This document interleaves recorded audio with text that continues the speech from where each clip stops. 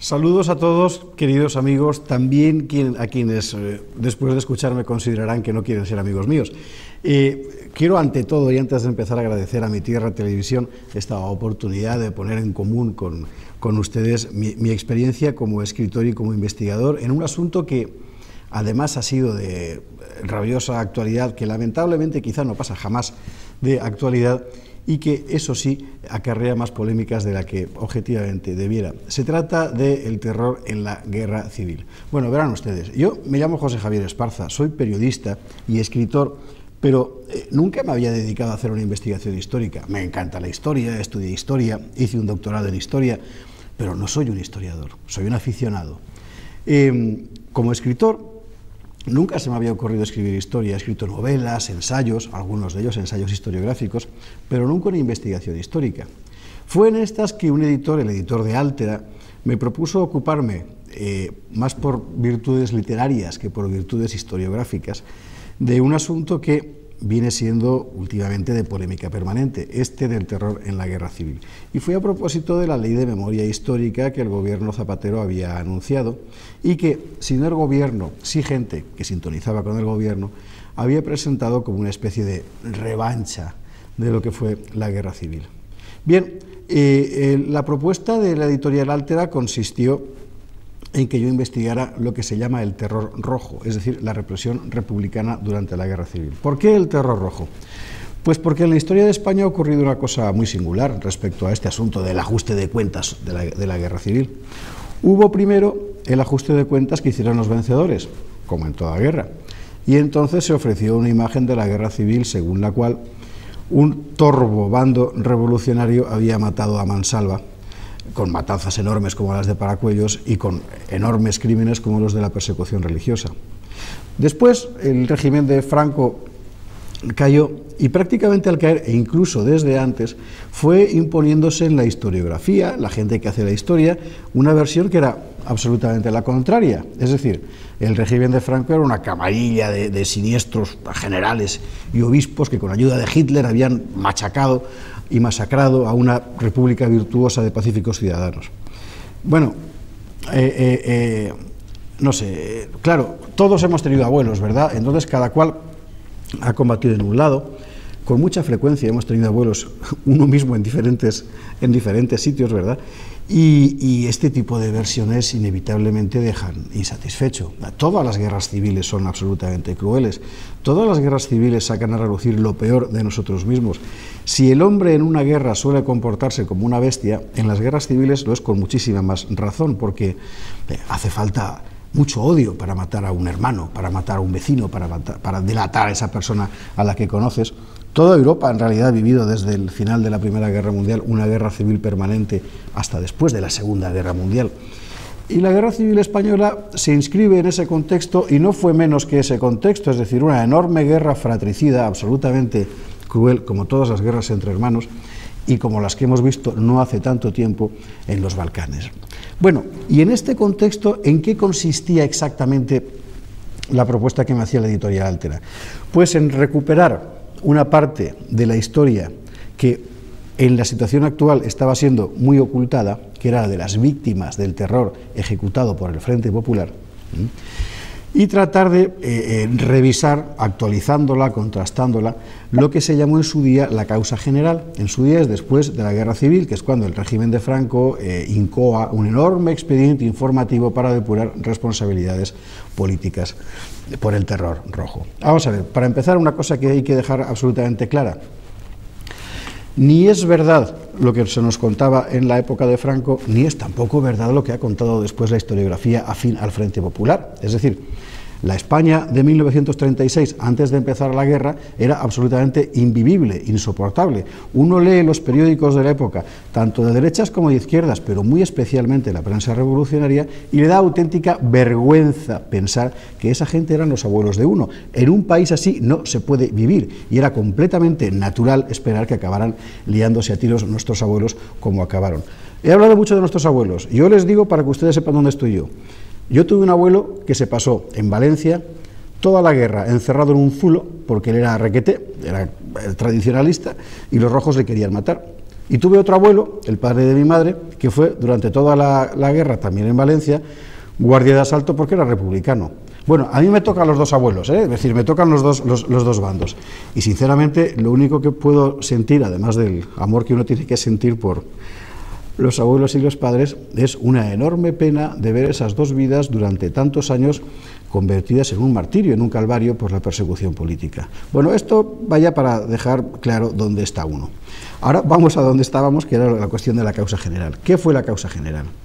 La causa general, que es como se llama al gran expediente informativo instruido por el gobierno de Franco después de acabar la guerra para depurar responsabilidades, no fue exactamente un sumario judicial, no fue un proceso como el de Nuremberg, no, fue un expediente informativo, es decir, que se empezó a recoger información de todas partes sobre lo que había pasado durante la guerra, atribuyendo, por supuesto, la responsabilidad al bando republicano y al Frente Popular.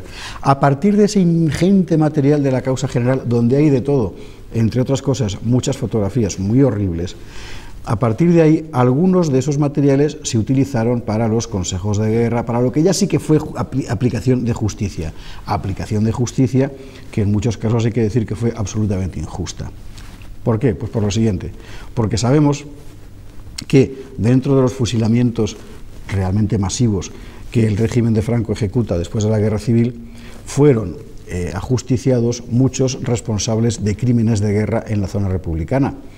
Pero también sabemos que fueron ajusticiados bastantes inocentes, que eran simplemente inocentes, que eran absolutamente inocentes, y cuyo único delito consistía en haber ocupado un cargo de relevancia, por ejemplo, ministro, efímeramente, en el gobierno del Frente Popular. Bueno, esto ocurrió así, es decir, hay casos como el de Peiró, que fue ministro de Industria con el Frente Popular, un anarquista que cuando acabó la guerra recibió centenares de testimonios a favor de militares, de falangistas, de sacerdotes, de gente que estaba atestiguando que él había salvado vidas y que a pesar de todo fue condenado a muerte porque con aquel reglamento de posguerra en la mano, al haber sido ministro tenía que ser ejecutado. Bueno, este tipo de cosas son permanentes en la represión de posguerra.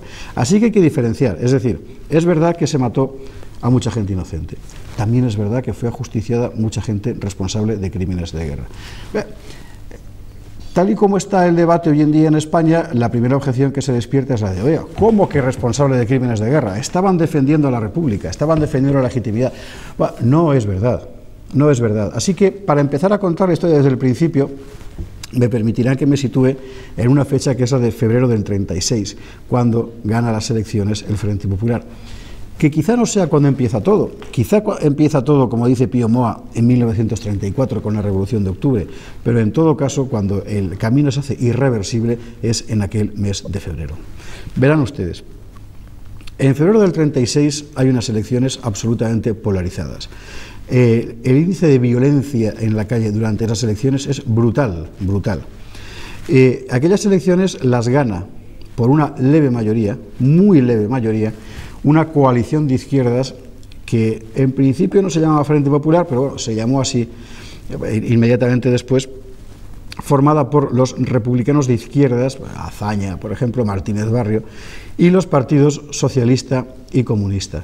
Los anarquistas, esa vez que estaban contra la República desde el principio, esta vez acudieron a votar y, aunque no formaban parte del frente, sí que votaron a su favor en las elecciones. Bien, este gobierno se forma, el del Frente Popular, con una plataforma programática realmente inconcebible a nuestros ojos de hoy, porque su principal objetivo, y aquello fue una imposición severa de los socialistas, era ajustar las cuentas de la Revolución del 34, es decir, sacar de la cárcel a todos los que en el 34 se habían levantado contra la República, contra la legalidad republicana, y además tomar represalias contra todos los que después de aquella revolución habían o detenido a socialistas o expulsado de su empresa a huelguistas, todo aquello. Esto terminó de complicar las cosas porque a partir de ese momento ya, desde el momento en que la lógica de la revolución se trasplantaba a programa de gobierno, aquello ya era irrecuperable. ¿Tenía tanta mayoría el Frente Popular en aquel momento como para poder imponer una política tan radical? No, la mayoría era exigua. Por cierto, nadie tiene cifras exactas con la certidumbre oficial de aquellas elecciones. Es una cosa curiosísima, hay estimaciones, hay cálculos muy aproximados, recogiendo actas de aquí y allá de diputados, pues se ha podido reconstruir más o menos lo que pudo pasar, pero nadie tiene las cifras porque oficialmente jamás hubo unas cifras fiables de aquellas elecciones, lo cual ya nos da una idea de cómo estaba el ambiente, ¿verdad? Bien, la mayoría del Frente Popular, según todas las estimaciones, fue exigua. ¿Qué pasó después? Pues después pasó que la izquierda dio una especie de golpe de mano en un tribunal, una comisión, mejor dicho, una comisión parlamentaria, cuya finalidad era la revisión de las actas. Entonces se dieron casos verdaderamente llamativos, en fin, Indalecio Prieto, que fue además el principal responsable de aquello, lo ha contado en sus memorias, no es ningún secreto, ni esto se lo inventó después Franco, es decir, esto se sabe porque está escrito por sus protagonistas. Ocurrió, digo, que la izquierda violentó muchas actas para que, por ejemplo, el diputado más votado en provincias como Cuenca no saliera, a Cuenca, donde las elecciones fueron después, por cierto, y sin embargo salieran diputados de izquierdas que habían sido los menos votados. ¿Por qué? Bueno, pues porque se dio un pucherazo, es lo que se llama así de toda la vida. Esta es una cosa que luego pues se ha querido negar, justificar, maquillar. No, la realidad fue esa, es decir, la izquierda estaba convencida de que había ganado y además estaba convencida de que había que aplastar a la derecha y entonces directamente violó el reglamento electoral. A partir de ese momento el gobierno del Frente Popular quedó necesariamente tocado, afectado de un toque de ilegitimidad, porque a ojos de todo el mundo, y era bien visible lo que había ocurrido, se había aupado al poder sobre una mayoría parlamentaria muy superior a lo que los votos que tenía realmente le permitían. Esto es interesante conocerlo para poner en su contexto el célebre reproche de que aquello era la legalidad democrática. Bueno, vamos a ver, en 1936 no había ninguna legalidad democrática y creo sinceramente que si la derecha hubiera ganado tampoco la habría. Es decir, en aquel momento la democracia en España era ya una quimera, era una quimera desde hacía muchos años, pero en 1936 hubiera ganado quien hubiera ganado las elecciones, seguramente ninguno hubiera podido decir que encarnaba la legitimidad democrática.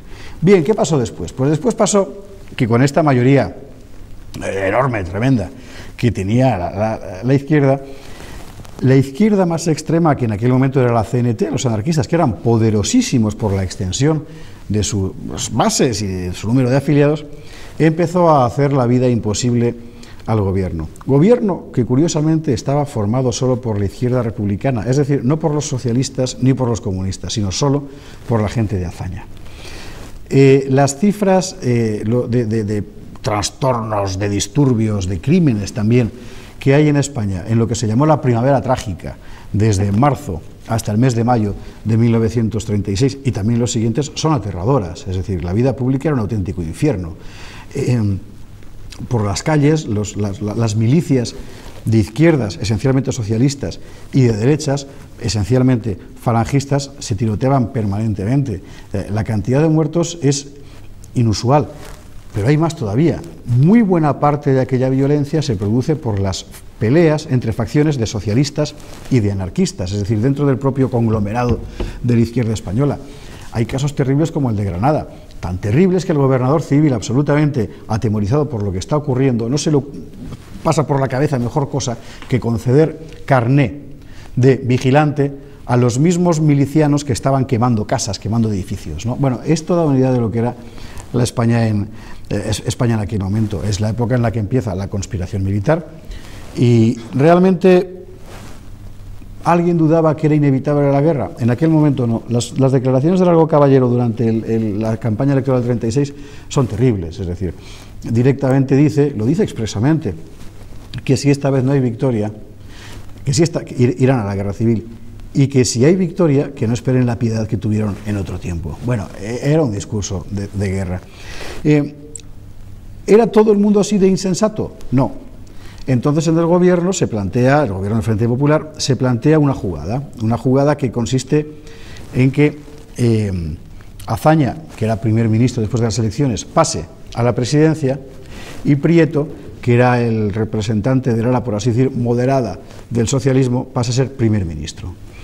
Esa jugada hubiera sido interesante en el siguiente sentido. Habría permitido controlar la violencia de las milicias de izquierda y habría permitido estabilizar el régimen y tranquilizar a los sectores más institucionales, es decir, al ejército y a la justicia, ya que no a la Iglesia, que para entonces estaba considerablemente reprimida.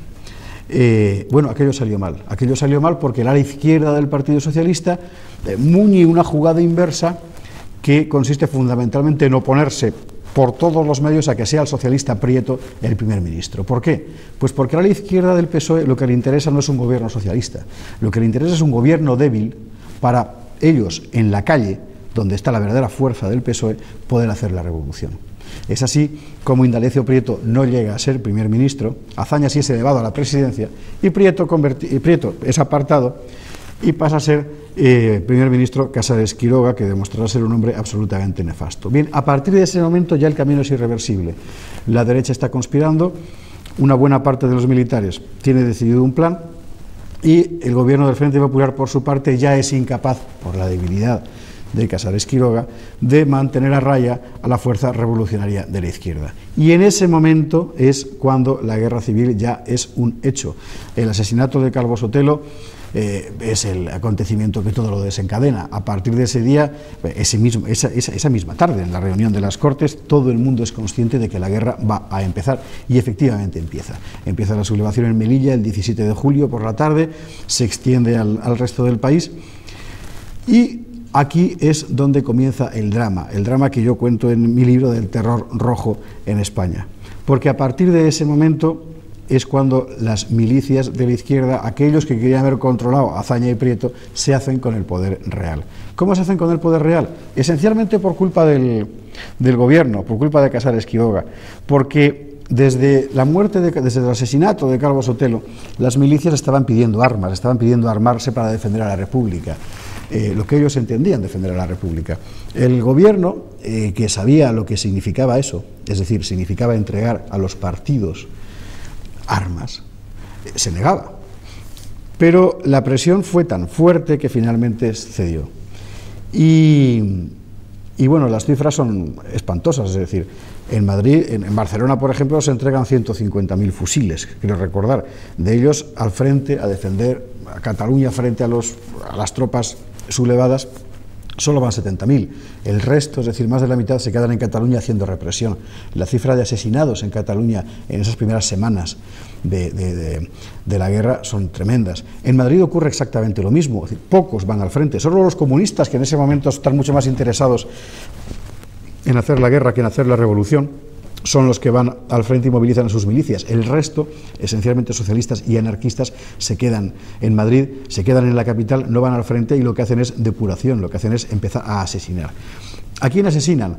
Bueno, pues asesinan a frailes, curas, monjas, asesinan a líderes de derechas, luego asesinan a cualquiera que parezca que sea de derechas, asesinan a grandes militares, luego asesinan a cualquiera que piensen que ha sido o es militar, asesinan a labradores si son carlistas, como en Valencia, por ejemplo, o en Cataluña. Realmente las cifras son escandalosas. Bueno, ¿y qué estaba pasando? ¿Y el gobierno de la República qué hacía? Pues el gobierno de la República hacía lo que podía, pero ya prácticamente no existía. La realidad de la zona republicana, el mismo 18 de julio de 1936 por la tarde, es que la legalidad del poder se había aniquilado, se había disuelto porque la presión revolucionaria de las milicias era muy superior. Y frente a eso, el gobierno, que inicialmente intenta medidas de control, fracasa una vez detrás de otra. Se implanta en la España republicana un poder real y único, que es el poder de los comités revolucionarios, que llegan hasta extremos realmente increíbles. Es decir, las memorias de Azaña, por ejemplo, son ricas en referencias al caos absoluto en que el poder de los comités sume a la República. Es imposible gobernar aquello porque los comités actúan como pequeños feudos. Insisto en que son las memorias de Azaña. Es muy interesante porque la mejor guía para seguir lo que pasa en la zona republicana, por supuesto al margen de las investigaciones posteriores, son precisamente los diarios de los líderes republicanos, no la literatura posterior de los simpatizantes del Frente Popular, sino lo que escribieron en sus libros Araquistáin, Prieto, el propio Azaña. Ellos nos dan en primera persona la clave de lo que estaban viviendo, y lo que estaban viviendo era un absoluto caos, un absoluto desbordamiento.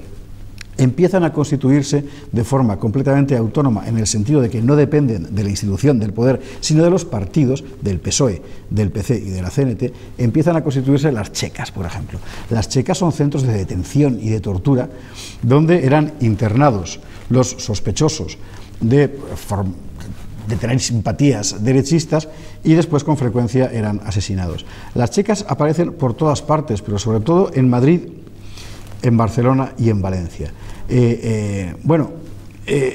No sé muy bien cómo podría definirse una checa, porque las hay de todo tipo, pero imagínense ahí, pues desde habitáculos del tamaño de un confesionario habilitados como checas, donde se metía a un señor, hasta huecos de escalera tapiados, donde se metía un señor y aquello se convertía en checa. Luego se refinó un poco más el sistema y aparecieron, sobre todo por influencia de los asesores soviéticos, habitáculos que tenían en el suelo ladrillos puestos de canto para que no se pudiera estar ni de pie ni sentado en ellos, y además una especie de pollete en posición inclinada para que tampoco fuera posible tumbarse. Bueno, esto eran las checas, eran auténticas cámaras del horror. Se sabe que existieron primero porque mucha gente que pasó por allí, algunos sobrevivieron y lo han contado después. Luego también porque al ir siendo ocupadas las ciudades, concretamente Barcelona, esas fueron particularmente célebres, todo el mundo pudo fotografiarlas y la prensa internacional fotografió lo que era aquello. Es muy importante porque en este momento se ha creado, no sé si un doble poder, pero algo que se le parece mucho. La institución republicana está como está, es decir, sigue el presidente de la República, el gobierno, con todos los partidos y sindicatos, y como por debajo de eso está la gigantesca red del terror. Red que no es ni, como se ha dicho muchas veces, espontánea, ni producto de la ira del pueblo. No, son operaciones de represión perfectamente medidas por los comités locales de los partidos y de los sindicatos del Frente Popular. No es verdad que fuera una efusión incontrolada de gente con deseos de venganza o de... No. Es decir, por supuesto que de eso hubo, y en los dos lados. Pero en el caso concreto del terror rojo, lo que tenemos es una estructura de terror político deliberada, creada fundamentalmente por los comités locales o regionales de los partidos y de los sindicatos del Frente Popular, y con conocimiento, al menos con toda seguridad, del Ministerio del Interior. Del resto del gobierno, pues hay razones para pensar que sí, hay algunos que dicen que no. Nunca se sabrá eso porque, por ejemplo, Santiago Carrillo jamás contará cuánta gente sabía lo de Paracuellos. Lo que sí que sabemos es que nada de todo eso, nada de todo ese gigantesco entramado de checas con dependencia de cada partido político, de milicias encargadas exclusivamente de la represión, de grandes movilizaciones de presos para ser exterminados, nada de todo eso pudo hacerse sin el conocimiento de al menos el segundo escalón del gobierno. Y ahí realmente las imputaciones que se pueden hacer al gobierno de la República son enormes. Cuando se plantea este asunto siempre dice alguien, no, es que en el otro lado también lo hacían. Por supuesto que sí. Funcionaba de otra manera, pero también hubo una enorme represión en el otro lado. Pero de lo que estamos hablando es del terror rojo en España, que es el tema del que yo había escrito. Del terror blanco, por cierto, hay un capítulo en mi libro, pero es otra cuestión. ¿Qué pasó con el terror rojo? Pues con el terror rojo pasó que terminó convirtiéndose en algo prácticamente institucional, y esto fue lo peor que le pudo pasar a la República. El gran golpe llegó probablemente cuando las matanzas de Paracuellos, que no es que fueran especialmente, bueno, que sí, pero fueron tremendas, pero murieron miles de personas. En otros sitios se había matado a más gente en un poco más de tiempo. Lo que sí que fueron fue descubiertas, y esto es lo que las convirtió en algo realmente importante. Ocurrió que mucha gente en Madrid, gente también de izquierdas, por cierto, se estaba refugiando en las legaciones diplomáticas porque temían ser objeto de la delación y luego del asesinato de las milicias socialistas y anarquistas, ¿no? Entonces, este número enorme de refugiados en las legaciones diplomáticas alertó a diplomáticos como, por ejemplo, el cónsul de Noruega, Félix Schleyer. Y Schleyer, buscando al abogado de su legación, que era Ricardo de la Cierva, el padre del actual historiador, descubrió el pastel y lo que estaba pasando. Schleyer llamó a más compañeros suyos del cuerpo diplomático, con los cónsules de Argentina y de Chile, estuvieron revisando, investigando, buscando lo que estaba pasando, averiguaron lo que estaba pasando, consiguieron hacer venir a un delegado de la Cruz Roja, Henning, y consiguieron incluso levantar fotos del campo de Paracuellos y de aquellos crímenes. Pasó una cosa curiosa: cuando Henning marchó a la Cruz Roja de nuevo en avión, en un aparato francés, un Poté, con las pruebas físicas de lo que había ocurrido, fue bombardeado por otros aviones y obligado a aterrizar, con el herido, varios heridos en el avión, y el avión desde luego averiado. Durante un tiempo se dijo que había sido atacado por aviones del bando nacional.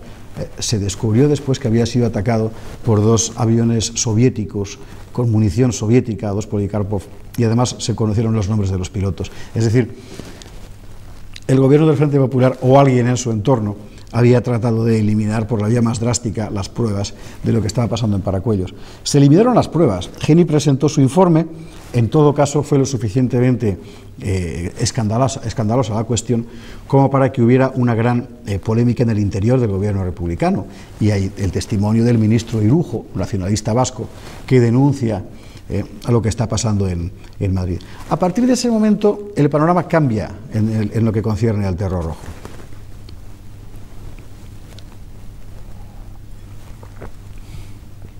¿En qué sentido cambia? Cambia en el sentido de que el gobierno intenta controlarlo. Va a ocurrir algo muy cruel para el gobierno republicano, y es que cuando intenta controlar las checas, en lugar de desarmarlas, que es lo que tenía que haber hecho, lo único que consigue es convertirse en una especie de supercoordinador de checas. Eso va a acabar haciendo que el gobierno, en Madrid primero y en Valencia después, quede en manos de los chequistas. Pero, entre otras cosas, por la influencia soviética y por el Consejo Soviético, se intenta ir constituyendo grandes centros de espionaje militar y político que permitan, digamos, controlar bajo unas solas manos y seguras la represión dentro del campo republicano. Eso va a tardar en conseguirse, se consigue finalmente con el SIM. Es verdad que a partir de ese momento baja muchísimo el número de asesinados políticos en la zona republicana. Es verdad también que para esa época el número de muertos ya era tremendo. Hay que hacerse una idea de lo que estamos hablando, es decir, el número de víctimas del Frente Popular, de la represión política, no hablo del Frente de Guerra, se estima en torno a 60.000 personas. El número de víctimas religiosas oscila en torno a los 7.000. De estos 7.000 religiosos, más de 5.000 ya habían muerto solo un año después de comenzar la guerra. La mayor parte de la represión de la gigantesca matanza había sido ya ejecutada en ese año, antes de que el gobierno republicano empiece a encontrar sistemas, medios para controlar, embridar la represión. ¿Qué sistema se encuentra? Pues se encuentra un sistema que es el de lo que se llamará SIM, Servicio de Investigación Militar, que adquirirá una fama realmente siniestra y terrible. Bueno, el SIM va a tener unas funciones muy singulares. No solo va a controlar a los ciudadanos sospechosos de ser de derechas o de simpatizar con el bando nacional, es que también van a perseguir el derrotismo, van a perseguir a los disidentes políticos. Así empieza a enzarzarse el bando republicano en su propio interior en una especie de guerra civil dentro de la guerra civil. Hay un caso muy tremendo, que es el de Barcelona, los sucesos de mayo del 37, cuando los anarquistas y los comunistas resuelven a tiros sus enfrentamientos con la derrota anarquista y del POUM, un partido acusado por los estalinistas de ser trotskista. Es muy interesante porque el terror rojo termina volviéndose contra sí mismo. Habrá represión contra los supuestos trotskistas del POUM. Denunciarán los anarquistas, Federico Montseny, por ejemplo, la represión comunista contra los anarquistas en Cataluña a partir del año 37. Denunciarán después los socialistas a partir del año 38 como el gobierno del Frente Popular, ya completamente controlado por el PC, está literalmente asesinando por la espalda oficiales socialistas en el frente, y esto lo hizo un ministro socialista como Zugazagoitia. En fin, inevitablemente termina el bando republicano en la guerra civil, inmerso en esa guerra que conocemos en Madrid, entre por una parte el bando republicano que quiere pactar, que es el de Casado, y por otra parte los comunistas, bueno, Casado y los anarquistas, y por otra parte los comunistas que quieren prolongar la guerra hasta que Stalin se lo diga. En fin, es una historia lo suficientemente siniestra, lo suficientemente triste, lo suficientemente deplorable como para tener que recordarla como lo que fue, es decir, el ejemplo mismo de lo que jamás debería volver a ocurrir. Quiero insistir, el hecho de contar los crímenes de un lado no significa que no los hubiera en el otro. Es muy importante decir esto, porque en las guerras civiles todo el mundo es malo en una guerra civil, o al menos todo el mundo tiene demasiadas posibilidades de hacer el mal. Pero lo que no podemos bajo ningún concepto es, por simpatía hacia un lado, ocultar sus crímenes, por simpatía hacia el otro, ocultar los suyos, porque en una guerra civil todos los crímenes son siempre terribles, porque en una guerra civil cualquiera de los bandos inevitablemente acaba abocado al crimen, y lo que hoy debemos recordar 70 y tantos años después es que aquello, si no se pudo haber evitado en su día, habrá que hacer lo posible para poder evitarlo mañana. Una última nota querría decir antes de despedirme de ustedes. Los españoles habíamos, no sé si olvidado, pero sí perdonado.